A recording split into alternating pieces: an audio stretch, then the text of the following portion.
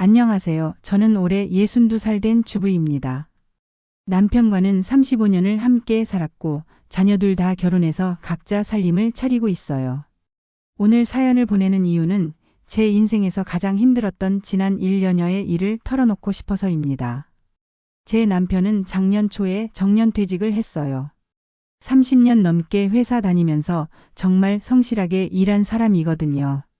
퇴직하고 나서 처음엔 집에서 이것저것 하면서 지냈는데 한 달, 두 달 지나니까 뭔가 허전해 하더라고요. 그러던 어느 날 동네 산책하다가 우리 집에서 차로 10분 거리에 있는 텃밭 단지를 발견했대요. 여보, 나도 농사 한번 지어볼까? 어릴 때 시골에서 자랐으니까 흙 만지는 것도 그리 어렵지 않을 것 같은데. 남편이 그렇게 말했을 때 저는 정말 좋다고 생각했어요. 집에만 있으면서 텔레비전만 보고 있는 것보다는 몸도 움직이고 건전한 취미 생활을 하는 게 훨씬 좋겠다 싶었거든요. 남편은 곧바로 그 텃밭 단지를 관리하는 분을 만나 작은 구획 하나를 빌렸어요. 처음엔 정말 소박했어요. 월 임대료도 10만 원 정도였고 기본적인 농기구 몇 개만 사서 상추며 깻잎 같은 쉬운 채소부터 심기 시작했죠. 저도 남편이 기른 채소로 반찬을 만들면서 우리가 직접 기른 거야 하며 뿌듯해했어요.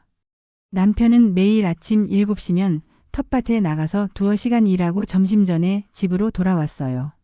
그리고 후에는 농사 관련 책도 보고 인터넷에서 재배법도 찾아보면서 정말 열심히 공부했어요. 한 달, 두 달 지나면서 정말로 싱싱한 채소들이 자라나는 걸 보며 저희 부부는 무척 기뻐했죠. 역시 우리 남편 손재주가 좋아. 제가 그렇게 말하면 남편은 얼굴이 환해지면서 더욱 열심히 텃밭을 돌봤어요.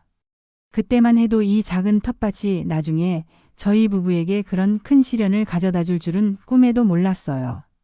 봄이 지나고 여름이 되면서 남편의 텃밭 열정은 점점 더 커졌어요. 처음엔 작은 구획 하나로 만족하던 남편이 옆 구획도 하나 더 빌리더라고요. 채소 종류를 더 다양하게 길러보고 싶다는 게 이유였어요. 그리고 농기구도 하나둘씩 늘어나기 시작했죠. 괭이, 사모미는 기본이고 분무기며 물 뿌리개, 각종 지지대까지. 무엇보다 남편을 변화시킨 건 그 텃밭에서 만난 사람들이었어요. 대부분 남편과 비슷한 나이의 은퇴한 분들이었는데 그분들과 어울리면서 남편의 하루 일과가 조금씩 달라지기 시작했어요. 전엔 두어 시간만 일하고 집에 왔는데 점점 오래 머물게 되더라고요. 거기서 뭘 그리 오래 해? 제가 물어보면 다른 아저씨들이랑 이야기도 하고 서로 농사 기술도 배우고 그래. 하면서 대수롭지 않게 넘어가곤 했어요. 그런데 정말 문제가 시작된 건 가을쯤이었어요. 남편 텃밭 바로 옆 구획을 사용하는 분과 사소한 다툼이 생긴 거예요. 그분도 남편과 비슷한 나이의 분이셨는데 처음엔 서로 인사도 잘하고 지내던 사이였거든요. 문제는 경계선이었어요. 텃밭 구획들 사이에는 작은 고랑이 있어서 경계를 나누는데 남편이 호박을 심었던 곳의 넝쿨이 그 고랑을 넘어서 옆 밭으로 뻗어나간 거예요. 처음엔 옆집 아저씨도 괜찮다 하셨는데 나중에 그 호박, 넝쿨 때문에 자기가 심은 배추가 잘 자라지 못한다고 하시면서 좀 정리해 달라고 하신 거죠. 남편은 그 말을 듣고 집에 와서 저한테 투덜거렸어요. 호박 넝쿨이 조금 뻗어나간 게 뭐가 문제냐. 텃밭이라는 게 원래 그런 거 아냐. 저는 남편한테 그래도 상대방이 싫어하면 정리해 주는 게 맞지 않을까 했는데 남편은 내가 왜 내 호박을 잘라야 해? 하면서 고집을 부리더라고요. 그런데 며칠 후에 알게 된 건데 그 옆집 아저씨도 만만치 않은 분이었어요. 남편이 호박 넝쿨을 정리하지 않자 아예 가위를 들고 와서 경계선 너머에 있는 모든 넝쿨을 잘라버린 거예요. 그것도 남편이 없을 때 몰래. 남편이 텃밭에 갔을 때는 이미 호박 넝쿨이 뿌리 근처에서부터 싹둑싹둑 잘려 있었어요. 남편이 그걸 보고 화가 머리끝까지 났던 거죠. 정리해달라고 하면 이야기를 해서 해결할 일이지 어떻게 남의 호박을 허락도 없이 잘라버려. 그날 남편은 그 아저씨를 찾아가서 따졌지만 그분은 내 땅에 들어온 건 내가 정리할 권리가 있다고 맞받아치더래요. 그때부터였어요.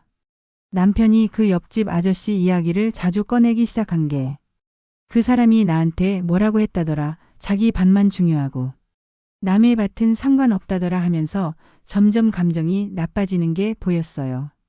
하지만 그 아저씨도 만만치 않게 남편을 의식하고 있는 것 같았어요. 저는 그냥 사소한 이웃 간 다툼 정도로 생각했어요. 조금 시간이 지나면 서로 마음이 풀어질 거라고. 하지만 그게 아니었어요.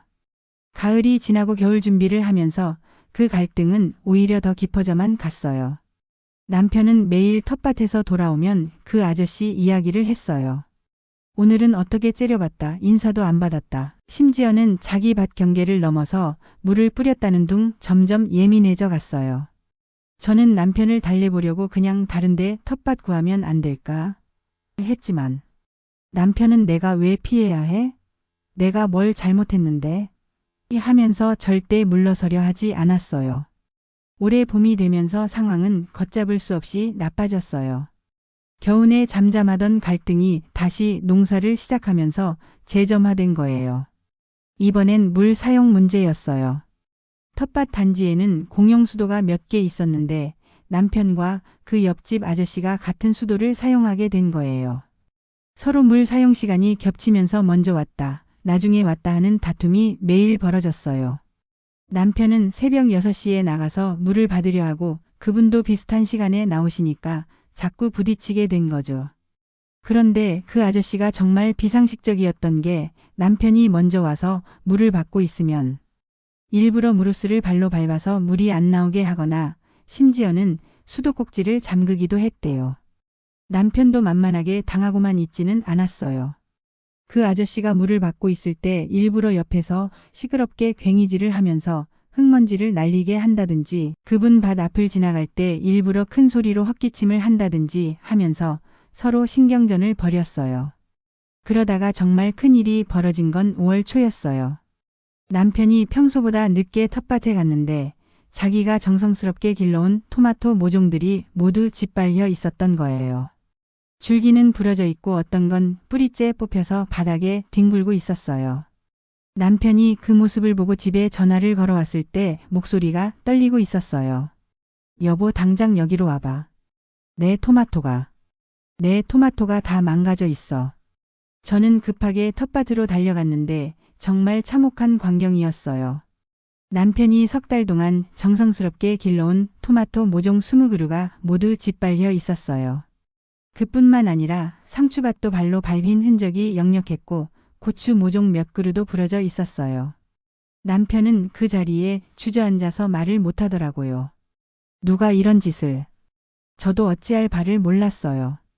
남편은 당장 옆 밭 아저씨가 한 짓이라고 확신했어요. 분명히 그 사람이야. 나한테 앙심을 품고 이런 짓을 한 거야. 하지만 저는 아무리 그래도 사람이 어떻게 이런 악질적인 짓을 할 수 있을까 싶어서 믿기 어려웠어요. 그 옆 밭 아저씨를 찾아가서 따져보자고 했지만 그분은 이미 집에 가신 후였어요. 남편은 그날 밤 잠도 못 이루고 내일 당장 그 사람을 찾아가서 따져봐야겠어 하면서 분노에 떨고 있었어요. 다음 날 아침 남편은 평소보다 더 일찍 텃밭에 나갔어요. 그리고 1시간도 안 되어서 흥분한 목소리로 전화가 왔어요. 여보, 그 사람이 자기는 모른다고 잡아떼고 있어. 심지어는 나보고 증거가 있냐고 대묻더라고. 그 아저씨는 나도 피해자다. 누군가 내 오이 지지대도 건드려 놨다면서. 오히려 남편을 의심한다는 투로 말했다고 하더라고요. 그날 오후 더 큰 충격이 기다리고 있었어요. 텃밭을 관리하는 사무소에서 연락이 온 거예요. 남편과 옆 밭 아저씨 사이의 분쟁 때문에 다른 텃밭 사용자들에게까지 피해가 가고 있으니 아예 계약을 해지하겠다는 통보였어요. 두 분 다 이번 달 말까지 정리하고 나가주세요. 보증금은 반환 불가합니다. 사무소 직원의 말은 차갑고 단호했어요. 다른 텃밭 사용자들이 계속 민원을 제기했고 더 이상 관리하기 어렵다는 게 이유였어요. 남편은 그 소식을 듣고 완전히 무너졌어요. 1년 넘게 공들인 텃밭을 하루아침에 잃게 된 거예요. 그것도 억울한 누명을 쓰고. 보증금 50만 원까지 못 받게 되었고요. 저희 부부는 도저히 이런 억울한 일을 당하고 가만히 있을 수 없었어요. 남편은 내가 뭘 잘못했다고 이런 피해를 봐야 해? 분명히 그 사람이 내 작물을 망가뜨렸는데. 증거가 없다고 해서 덮고 넘어갈 수는 없어 하면서 법적으로 대응하자고 했어요. 저희는 처음으로 변호사 사무실 문을 두드렸어요. 남편과 함께 동네 법무법인을 찾아가서 상담을 받아봤는데 변호사님 말씀이 저희 기대와는 달랐어요. 재산 피해 배상 소송을 하실 수는 있습니다. 하지만 승소 확률이 그리 높지 않아 보이네요. 변호사님은 차분하게 설명해 주셨어요. 일단 작물을 파괴한 사람이 누구인지 명확한 증거가 없고 피해 규모도 크지 않아서 법원에서 적극적으로 사실관계를 규명하려 하지 않을 가능성이 높습니다.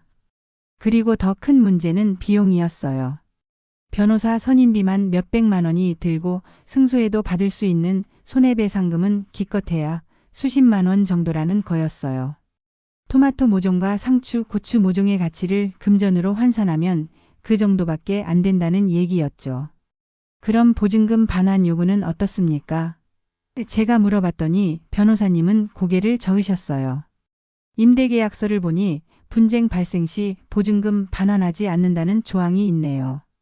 이 부분도 다투기 어려울 것 같습니다. 상담료 10만 원을 내고 나오는 길에 남편과 저는 말이 없었어요.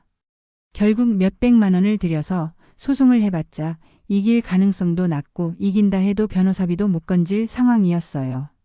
법이 약자를 보호해준다더니 결국 돈 있는 사람만 보호해주는구나. 남편이 한숨을 쉬며 중얼거렸어요. 저도 마음이 무거웠어요. 정의가 이런 건가 싶어서요. 집에 돌아와서 며칠을 고민했지만 결국 법적 대응은 포기하기로 했어요. 저희 같은 서민에게는 너무 큰 부담이었고 이겨도 남는 게 없을 게 뻔했거든요. 법적 대응을 포기하고 난 후 남편은 며칠 동안 집에만 있으면서 말을 안 했어요. 텔레비전도 안 보고 밥도 제대로 안 먹고 그냥 방에 누워만 있더라고요. 제가 아무리 말을 걸어도 응, 그래 하는 대답뿐이었어요. 저는 정말 걱정이 되었어요. 남편이 이렇게 무기력해진 모습을 본 적이 없었거든요. 회사 다닐 때도 어떤 어려운 일이 있어도 항상 씩씩하고 긍정적이던 사람이었는데요. 일주일쯤 지났을 때 저는 더 이상 두고 볼 수 없어서 남편 옆에 앉았어요. 그리고 조심스럽게 말을 꺼냈어요. 여보, 우리 이야기 좀 해요. 당신이 이렇게 있으니까 저도 너무 힘들어요.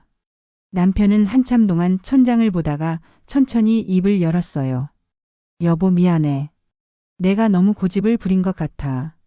처음엔 정말 취미로 시작한 건데 어느 순간부터 의지만 부리고 있었나 봐. 남편의 목소리에는 깊은 후회가 묻어났어요.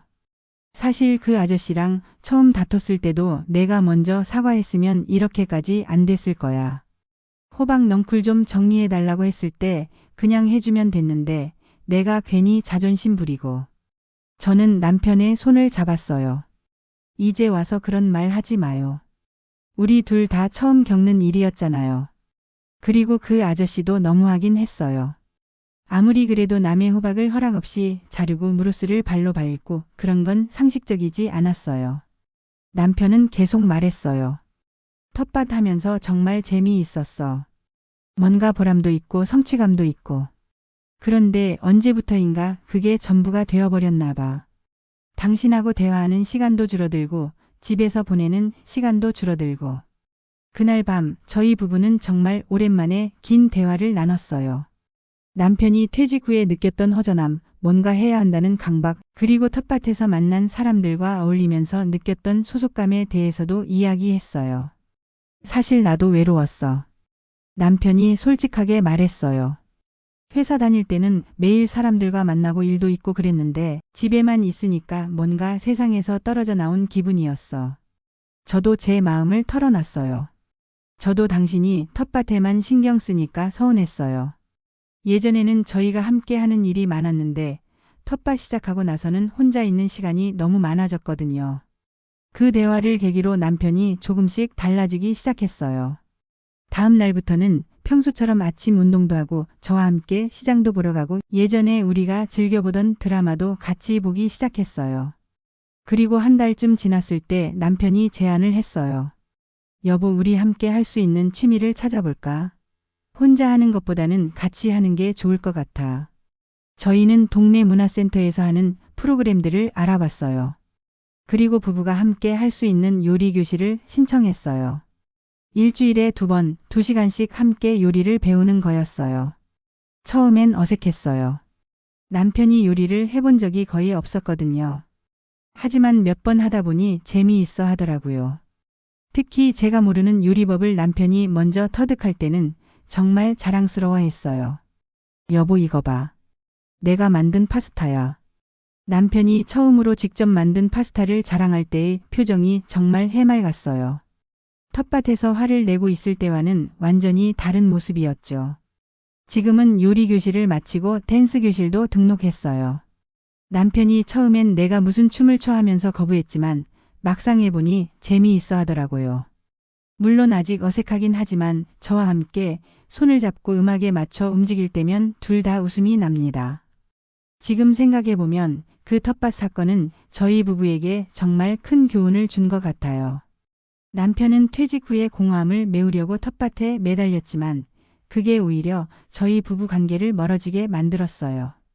그리고 작은 갈등을 해결하지 못한 채 키워나간 것이 결국 돌이킬 수 없는 큰 문제가 되어버렸고요.